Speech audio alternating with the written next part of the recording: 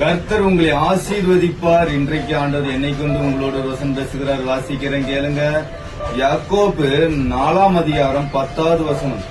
கர்த்தருக்கு முன்பாக தாழ்மைப்படுங்கள், அப்பொழுது அவர் உங்களை உயர்த்துவார். சரிங்களா? கர்த்தருக்கு முன்பாக நம்ம தாழ்மையா இருக்கணும். தாழ்மைனா நம்ம பொறுமையாக இருக்கணும். யாரையும் குற்றங்கள் கொடைகள் சொல்லி அவங்க குற்றப்படுத்தக்கூடாது.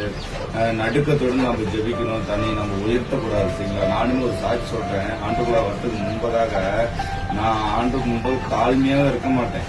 ரொம்ப துணிகரமா இருப்பேன். எவனை பார்த்தாலும் அடிப்பேன். சரி இப்படித்தான் ஜெபிக்கணும், ஆண்டு சோத்திர அலையில அப்படின்ட்டு போயிடும். அப்ப என்னுடைய ஜபம் கேட்கல. நான் பெரிய லெவலுக்கு போகவே முடியல. ஆண்டு என்னை உயர்த்தவே இல்லை.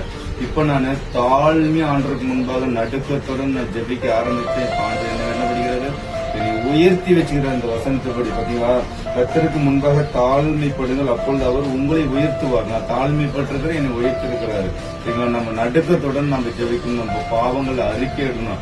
நம்ம எல்லாமே துணிகரமா இருந்துட்டு எல்லா பாவங்களும் செய்துட்டு எல்லாத்தையும் அடிச்சுட்டு நம்ம செய்யற பாவங்கள் யாருக்கும் தெரியாதுன்னு சொல்லி நினைக்காதீங்க. ஆண்டவருக்கு தெரியும். சரிங்களா? தன்னை தாழ்த்துகிறவன் உயர்த்தப்படுவான், தன்னை உயர்த்துகிறவன் தாழ்த்தப்படுவான். சரிங்களா?